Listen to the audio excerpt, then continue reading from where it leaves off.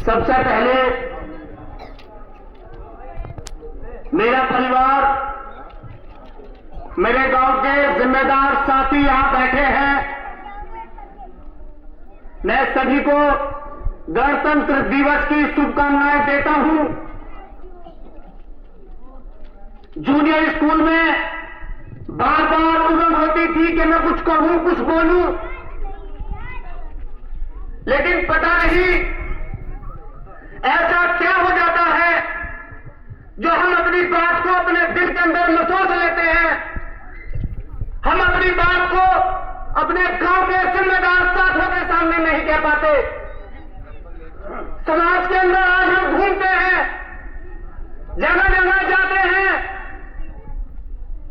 जब हम और जगह का इंटर कॉलेज देखते हैं तो मन में यह ख्याल आता है कि हमारे गांव में भी इंटर कॉलेज हो, हमारी बहनें यहां से गाड़ी से जो जाती है वे हमारे गांव के अंदर ही शिक्षा प्राप्त करें। प्रधान जी को रोका गया, गांव का जिम्मेदार साथी है, कहे किससे?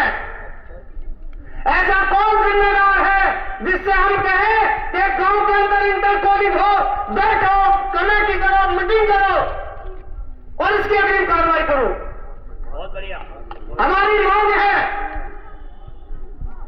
हम जाट कॉलेज के अंदर गए, वहां कई बच्चों के एडमिशन थे, टीचर लोग बैठे हुए थे, उन्होंने कहा कि हम सबसे पहले अपने बच्चों के एडमिशन करेंगे पूरे साइंस साइड में, अगर आपको लेना हो तो ट्रेड ले लीजिए। बच्चों के भविष्य से खिलवाड़ हो रहा है या नहीं हो रहा है? मेरे गांव के अंदर इंटर कॉलेज चल रहा है,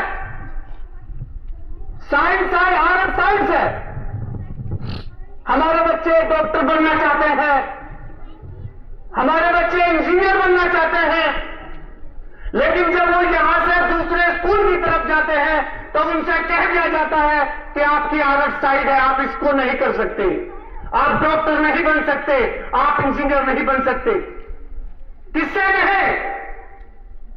मेरा सवाल है पूरे गांव के बच्चे स्टूडेंटों की तरफ से, मैं पूरे गांव के जिम्मेदार साथियों से कहना चाहता हूं, एजुकेशन को लेकर के हम लोग पीछे हैं।